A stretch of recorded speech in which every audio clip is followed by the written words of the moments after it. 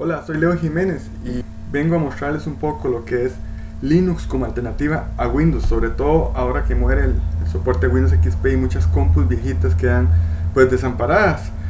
Linux se desarrolla bajo un modelo colaborativo, una comunidad enorme detrás de él o de este, compuesta desde aficionados hasta grandes empresas, lo desarrollan y lo publican bajo una licencia libre. Que sea libre significa que no tiene restricciones de uso. Usted lo instala en tantas computadoras como quiera y le puede dar el uso que usted necesite sin ninguna restricción.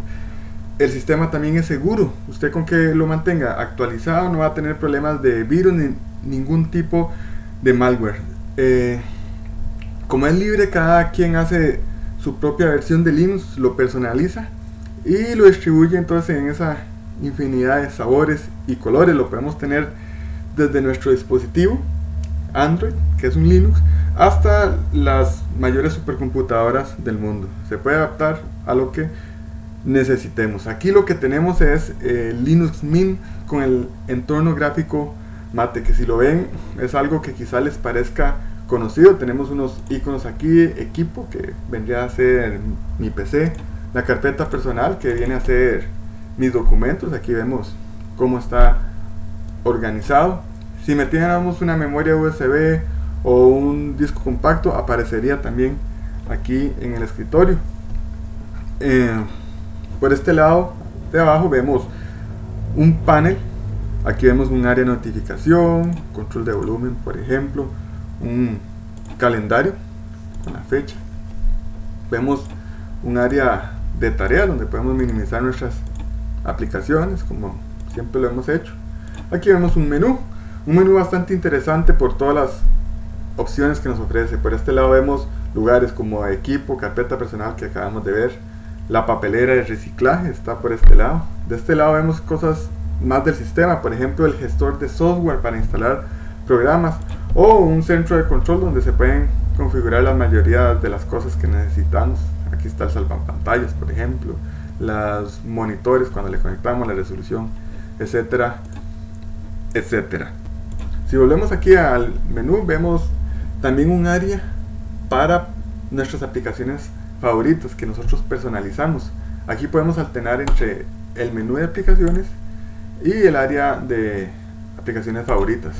El menú de aplicaciones podemos ver que está bastante bien ordenado. Cada vez que añadamos un programa va a aparecer respectivamente en la sección que le toca. Por ejemplo, aquí tenemos oficina, sonido, video, etcétera. Las aplicaciones que tenemos probablemente van a cubrir nuestras necesidades. No es un sistema extraterrestre, simplemente es una plataforma más. Aquí vemos un navegador web, vemos paquetes de oficina como el LibreOffice, vemos por ejemplo un editor de imágenes, este lo incluye, vemos un reproductor de video como lo es VLC, y algo interesante además del orden es la descripción. En lugar de poner los nombres a veces bastante extraños que tiene una aplicación, ponen la descripción navegador web, por ejemplo. O bien, si le ponen el nombre de la aplicación, aquí abajo también vamos a ver la descripción: realice cálculos, analice información, etcétera.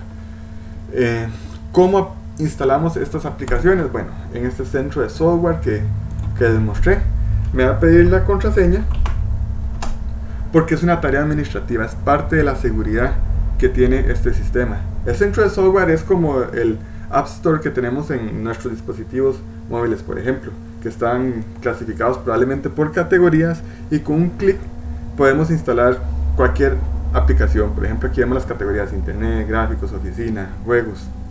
Vemos incluso una categoría que es de aplicaciones destacadas. Los mismos usuarios pueden comentar y calificar las aplicaciones. Entonces aquí pues nos muestra las más populares. Vemos dos aplicaciones que ya tenemos instaladas.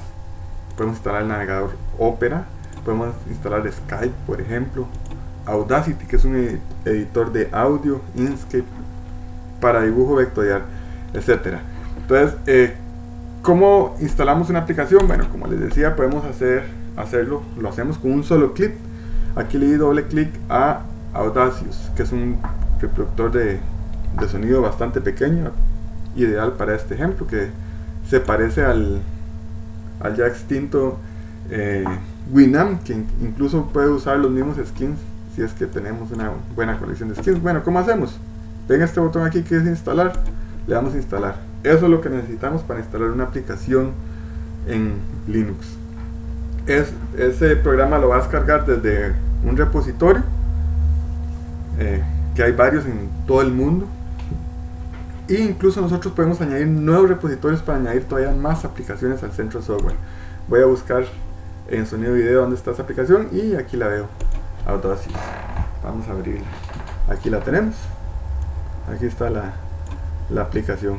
Así de fácil es como instalamos una aplicación en Linux.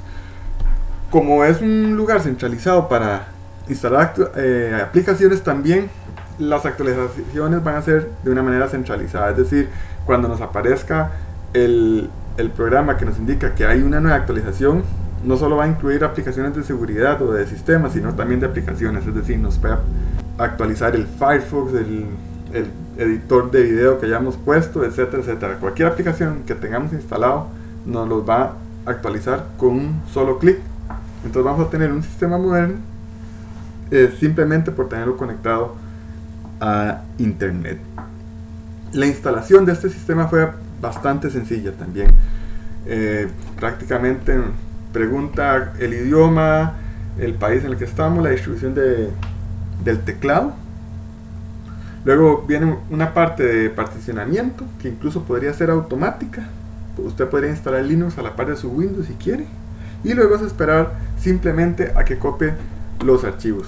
Todo esto que vemos aquí está en una instalación básica, o viene con una instalación básica, excepto, bueno, por supuesto el Audacity que acabamos de instalar. Como ven, ya en una instalación base es bastante completa, y luego lo podemos personalizar por medio del centro de software. Como les digo, es una opción nada más entre todas las que tienen. Hay incluso distribuciones de Linux que son todavía más livianas que esta. Ustedes van a necesitar por lo menos unos 512 megas de RAM, ojalá 1 giga. Hay unas que ocupan todavía menos, pero bueno, ahí se las dejo para que lo valoren. Muchas gracias.